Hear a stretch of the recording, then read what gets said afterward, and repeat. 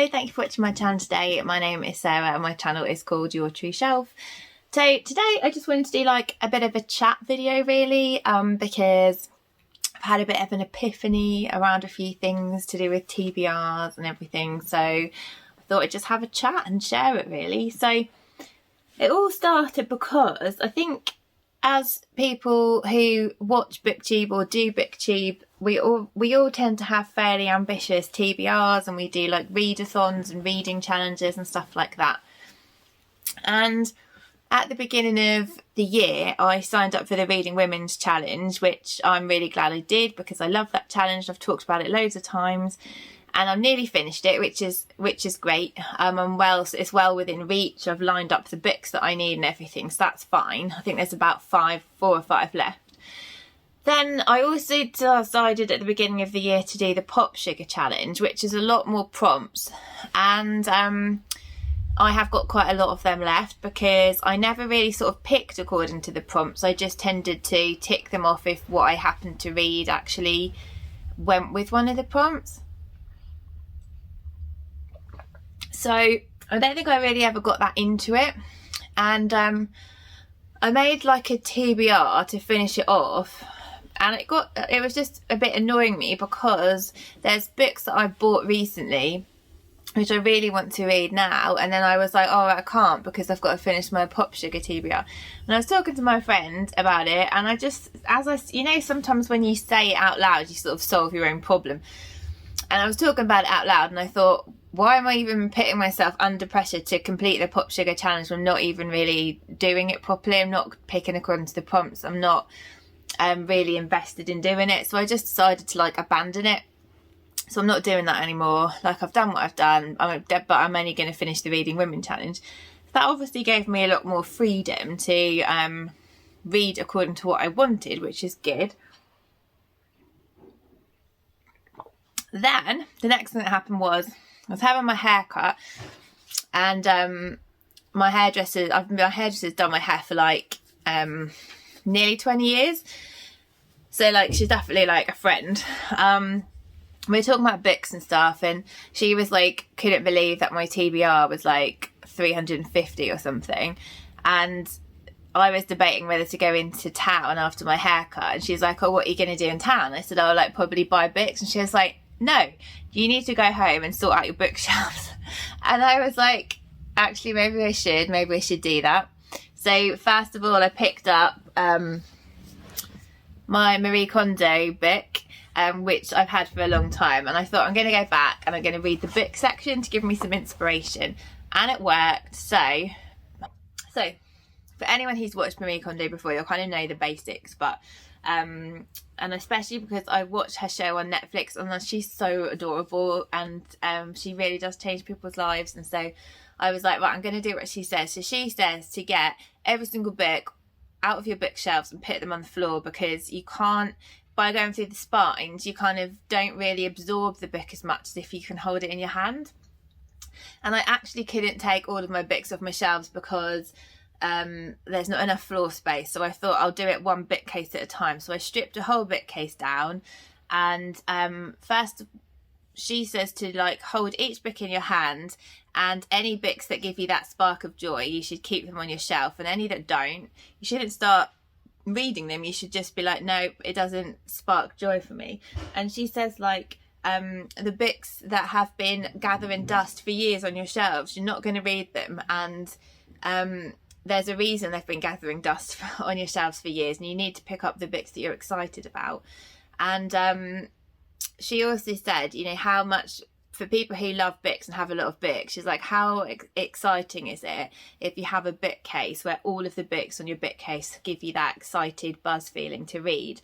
And I was like, yeah, that is really good advice. So that's what I did, and it was actually quite a lot easier, and it was actually quite nice. I felt like she'd given me permission to get rid of books that I'd had for ages. And some things that I learned while I was doing this, so firstly is how much my book taste has changed over the years, because I think a lot of the books that I unhauled, none of them are ones that I've bought really recently. And I think that basically before BookTube, and probably before I even got into book podcasts, or maybe just around the time I got into book podcasts, I don't really know where I got my book recommendations from. I guess I didn't read half as much. Like I probably read 2 books a month, I reckon.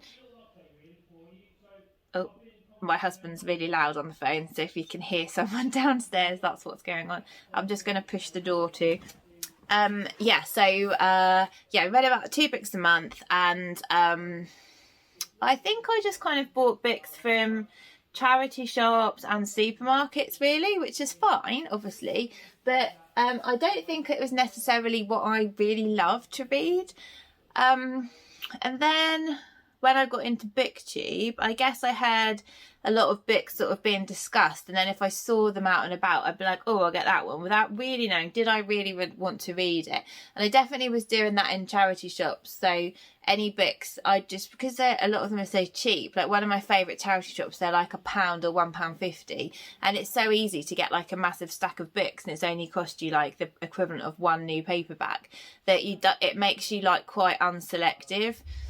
And I just feel like now I've really sort of like honed my taste. I know what I like. I know what's going to be just average 3-star books for me, and I don't really want to invest time reading those when I've got other ones that I'm much more excited about. So that's what I've learnt, really. No more, like, no quick impulse buys. Like, only buy the books that spark joy, that you're desperate to read.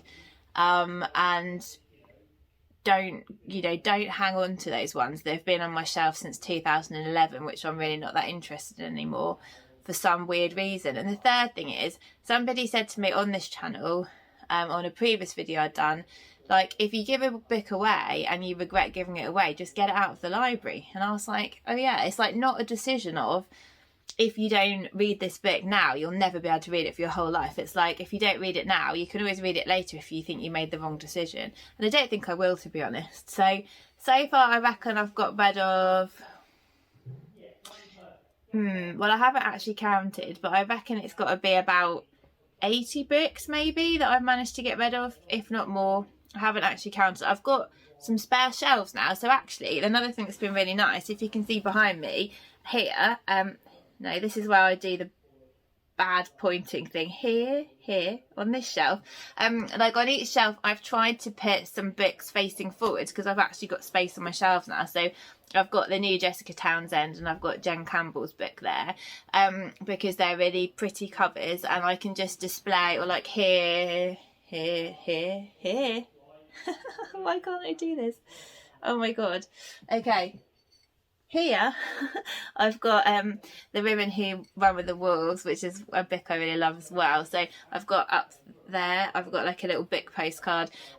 So yeah, I've actually got like room to display things nicely. So the bookshelf I'm looking at, which you can't see behind the camera, I've got like some really gorgeous covers like facing outwards, and it looks so much nicer as well. So I've still got, so this bookcase here, I've done... I've started it, but I've still got that one to do. So I'm looking forward to that. The only trouble is like what to do with all these books, because I tried one of those book selling apps and it was a load of rubbish. Like they only took 5 of the titles and I got about 10p each for them, so it was just not even worth the bother. I've given some to people. I've put them on the free Facebook page for my village where I live, and I've had to got rid of some that way. I think I'm just going to have to take them in massive batches into town and give them away. But if anyone's got any ideas on how to give them away, please feel free. I'm happy to give any to people on BookTube, but I don't really know how I can display all the ones that I'm giving away. So yes, so anyway, so that is my little book discussion.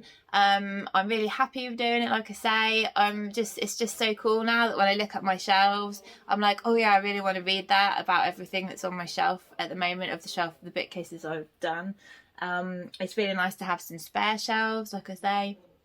Yeah, it's just been good fun, and I would wholeheartedly recommend it to you guys watching to do it, because it's really good and it's cleansing. So if you have any thoughts about it, if you've done it, if you've got different tips or tricks, if you know what to do with all of the massive piles of books that are sitting on the floor in the office, looking at me without a home, then yeah, let me know as well if you've got any ideas, and I will speak to you all soon. Bye.